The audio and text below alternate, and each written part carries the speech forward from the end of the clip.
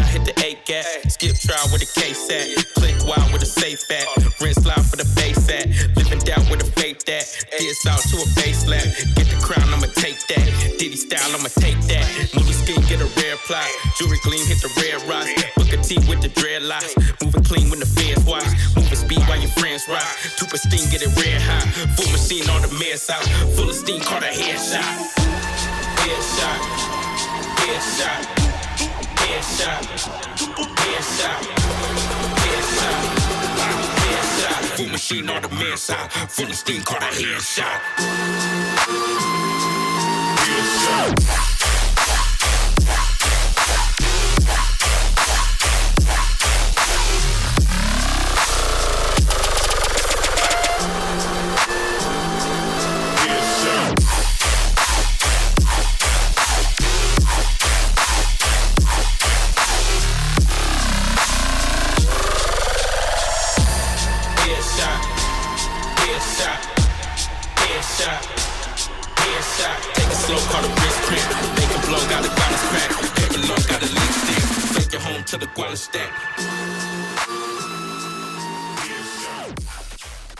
Rarely in my entire life have I ever seen humanity depicted in a worse situation than it's in Half-Life 2. That might seem ridiculous to say. Half-Life 2 isn't all that gritty a game, but hear me out. Because while we only see a small fraction of this world over our time with Gordon, like everything in Half-Life, the implications behind the things we see tell us so many things about the Combine. Let's start at the beginning. No matter how many times I've been relocated, I never get used to it. No matter how many times I get relocated, I never get used to it. There are a wealth of details in this first chapter, point insertion, but let's start with this. Relocation. All we know so far is that this guy is getting relocated over and over again. As we move through the first chapter, we see that this is happening to everyone. They're always departing, but they never arrive. And the ones that do arrive, they never leave. You never see them go. They're always full. No one ever gets on, but they're always departing, but they never arrive. Every single person in this world is being moved from city to city over and over again. Some philosopher somewhere in history probably gave this a name, but let's call it civil confusion. Like that guy on the train said, he never gets used to it. This is one of the Combine's many ways of keeping people complacent and stopping them from formulating a plan or even thinking about formulating a plan. As soon as the Combine had established power, it did the number one thing it needed to do to stop people from resisting. They broke up the families and the friend groups. Every single person we see here is living amongst a bunch of total strangers, and if it weren't for Gordon, they'd be surrounded by a totally new group of strangers by this time next month, just as they were last month, just in case any of them made any friends with which to scheme. This is my third transfer this year. Just for a second, imagine what this must be like for these citizens. We don't spend enough time with any of them to really hear how hard it's been on them, but if you've ever moved to a new area away from your friends, or suddenly been put in a new school full of strangers, well, that feeling is their entire life, only they don't know if their families are alive. All they know is that even if the Combine were to miraculously fall, they'll probably never see them again. These citizens, they'll never be able to settle down no matter what happens. That right there is how you control a population so that they die quietly.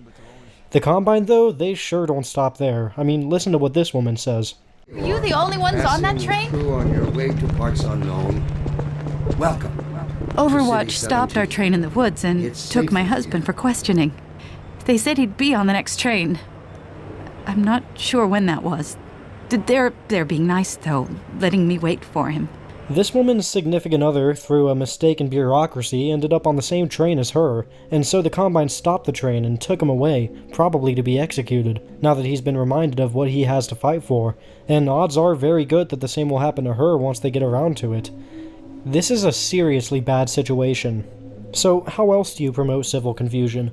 Well, as we see here, the Combine take the personal effects of everybody every time they're moved. We see abandoned luggage all over the place at this train station. I see they took your suitcase too. They can't get away with this much longer.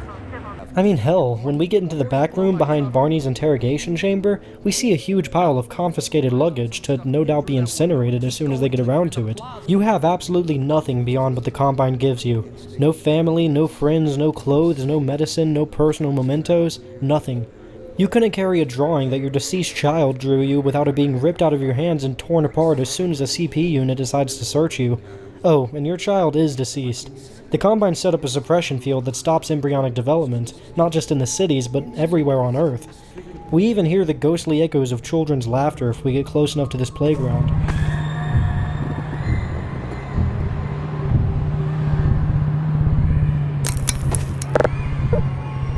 Humanity will, as it is when we start Half-Life 2, never have another generation. The entire species is on death's door.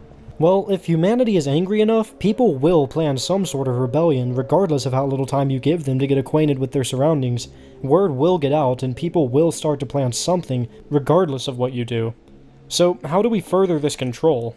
Well, ruthless genocide. Remember how this apartment is raided, and everybody in it is killed no more than a minute after Gordon steps foot in it? Well, the Combine have some sort of AI that oversees humanity called Overwatch, and, well, listen to what it says here before the CPs start shooting. Attention residents. Miscounts detected in your block. Cooperation with your citizens protection. Permit full ration reward. What it's saying here essentially translates to, we have detected one more person in your building than we expected. We'll give you a decent day's meal if you lay down on the ground and confirm your identity with civil protection as soon as they've given the all clear. But, well, that isn't what happens. Everybody's killed immediately, and granted, they didn't comply with what the CP said, but as these two citizens outside of the building said, They have no reason to come to our place. Don't worry, they'll find one. these CPs aren't here to neutralize one rogue citizen. They're here to kill everybody, now that their civil status has been infected by a seditious individual. Why do you think they scream, "Run for your life," as soon as they hear the Overwatch voice? I mean, even before this miscount is detected, we see the CPs raiding an apartment and killing everybody, all because they didn't answer the door quickly enough. So basically, what this all boils down to is, the moment we notice you and everyone you've ever talked to is dead, no questions asked.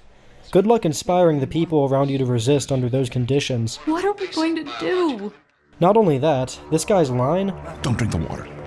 They put something in it to make you forget. I don't even remember how I got here. implies that at least some of the citizens we see are being drugged up 24 hours a day. They don't even remember that they had a life before the Combine. Honestly, the most unrealistic thing about Half-Life 2 is that anybody managed to escape this system before Gordon. While the Overwatch soldiers we start fighting after we return from Ravenholm are all augmented and have no free will, these CPs who are killing all of these civilians are all human, hence Barney is able to be undercover and isn't brainwashed. So how the hell does it motivate these CPs to go against their own species?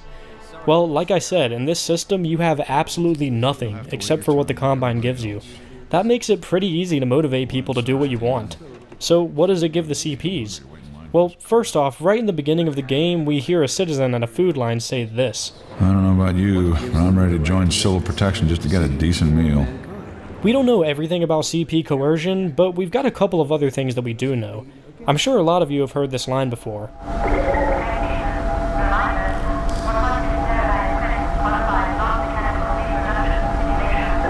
I've heard a lot of people say that this is the Combine stimulating the pleasure centers of a CP's brain to create the sensation of sex, but I offer a different explanation. So, first off, the suppression field. Basically, it stops embryonic development in all citizens and makes reproduction impossible.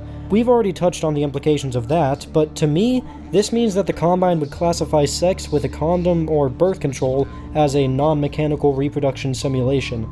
It's a simulation of reproduction, but without the mechanical element of a sperm cell entering an egg. Alright, so if you do well as a CP, the Combine will let you get your rocks off. What's so bad about that? Well, here, let's just let the CP kill us real quick.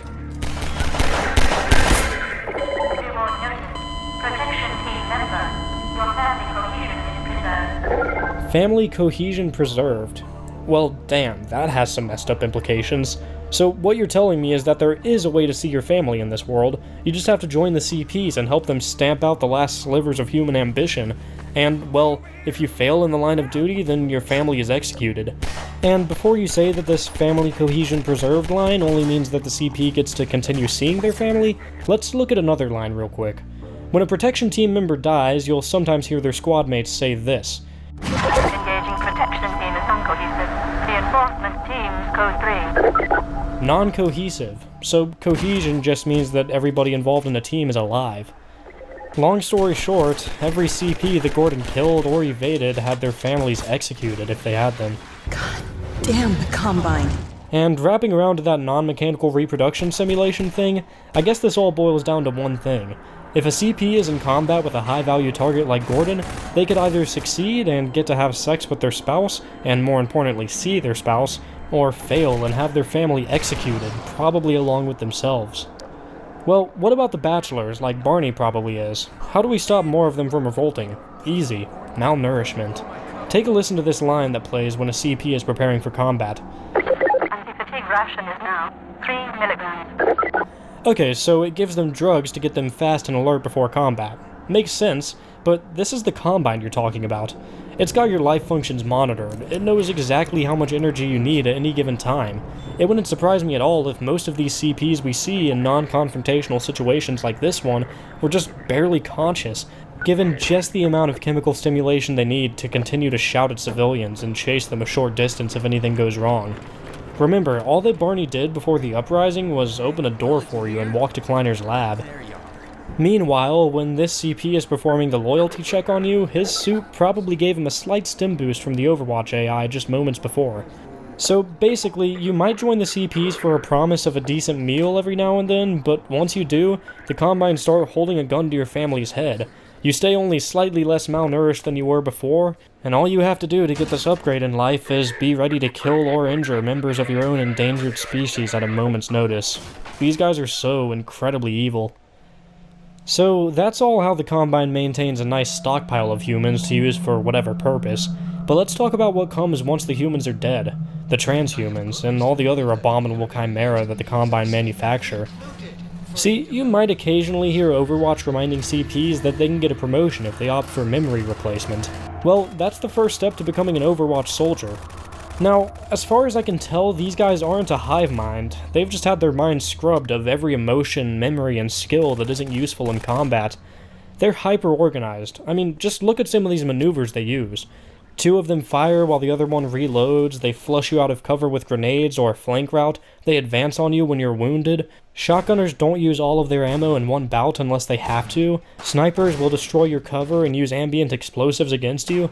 Now, Combine soldiers don't have great accuracy, and Gordon is a bit of a bullet sponge when he's got a decent charge on his suit.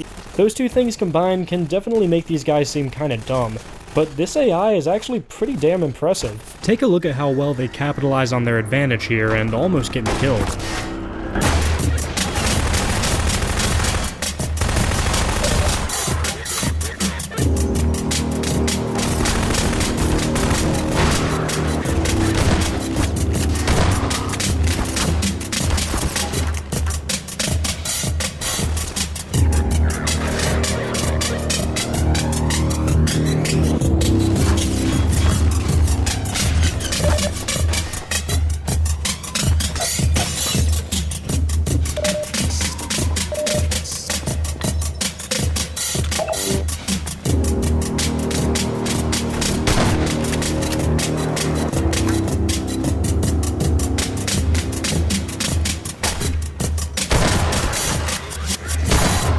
Anyways, the reason I'm getting so into this is to emphasize just how non-human these guys are.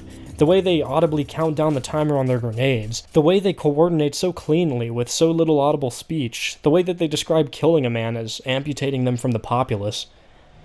Amputate, malignant, coagulate, infection, diagnose, dissect, sociocidal. All of this medical language, this is where we get to the most sinister aspect of the Combine. It views all of humanity as a single organism, a single body. It describes dissident citizens as malignant, and when sentencing one, it orders its troops to diagnose, amputate, and coagulate. You might have noticed that I've been referring to the Combine as the singular it over the course of this video, rather than the plural they. Well, this is why. It's why it's called the Combine. It combines everything it touches into one being, a being which is simply called the Combine. As a human under the Combine's rule, you're little more than a white blood cell, and if you act with any more free will than a white blood cell, you're infected. You're committing sociocidal acts, and you need to be amputated. This is why it always hits me so hard when I hear the Overwatch address Freeman as individual. He's one of, if not the only human on Earth who isn't a citizen of the Combine.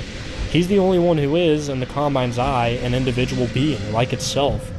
This whole story is, in the Combine's eye, two beings going against each other. It's Gordon, and it's the Combine.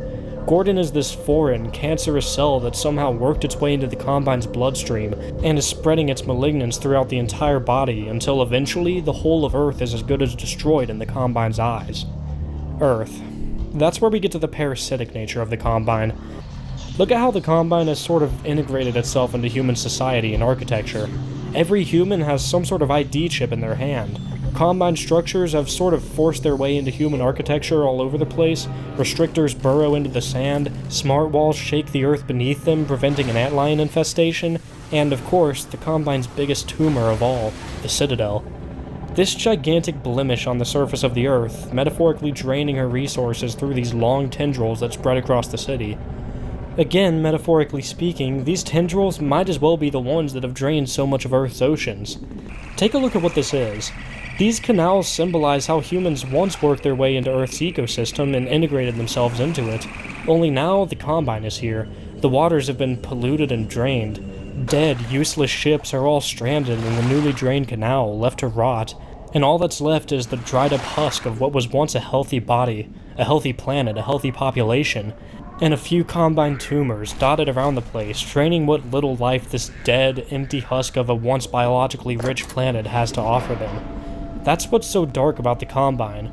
It doesn't just replace Earth's infrastructure with its own, it uses every last bit of it that is useful, and it leaves the rest to die and rot. The Combine is a parasite, sucking on the corpse of a once beautiful planet, which was destroyed as it multiplied and spread itself across the entrails of an ecosystem. On the smallest, most insignificant level, to the scale of the entire planet, the Combine has parasitized every last thing on this planet that could ever be considered alive, and combined it into one. So answer me this. Are you gonna pick up that can?